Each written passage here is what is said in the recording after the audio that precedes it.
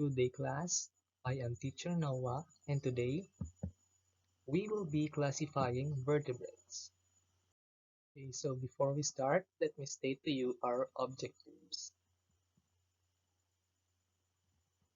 So, at the end of the lesson, students will classify organisms into groups and relate how they determine the groups with how and why scientists use classification,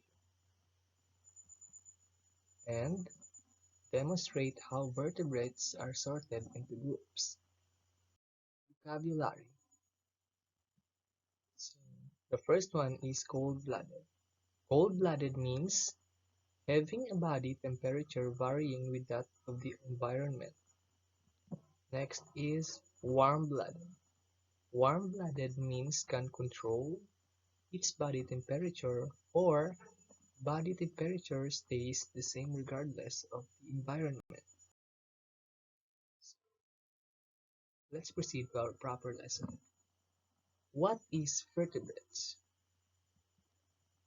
Vertebrates are animals that have a backbone inside their body. So let's go to the classification of vertebrates. So we have mammal, reptile, bird, fish, and amphibian. Okay, so first we will discuss about mammals. Mammal characteristics. They include a wide range of animals. They breathe with their lungs. Their young grows inside the mother. They have hair or fur. They are warm-blooded, and they feed milk to their young. So these are the example of a mammal. So the second one is reptiles. Reptiles' characteristics.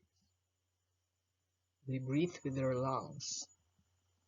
They lay their eggs on land. They have dry, scaly skin. They are cold-blooded. So these are the example of a reptiles. So the third one is amphibians. So what is amphibians? Amphibians' characteristics. So they are cold-blooded. Amphibians hatch from eggs and they can live on land as an adult. Young amphibians breathe through gills like fish. Adult amphibians breathe air from lungs.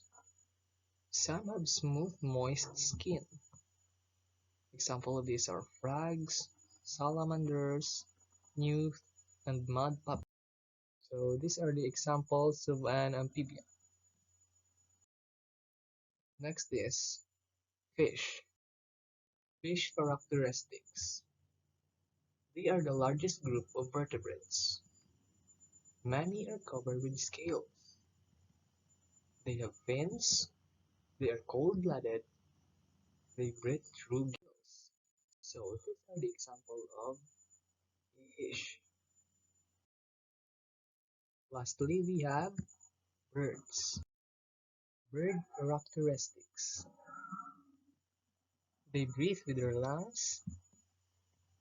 Birds lay eggs. Birds have wings. Birds are covered with feathers. Birds are warm-blooded. So these are the example of different kinds of birds. So before we end, let us first recall the different classification of vertebrates. So we have mammals, reptiles, amphibians, fishes, and birds. Okay, so that's all for today, and I hope you learned something from me. And thank you. Goodbye.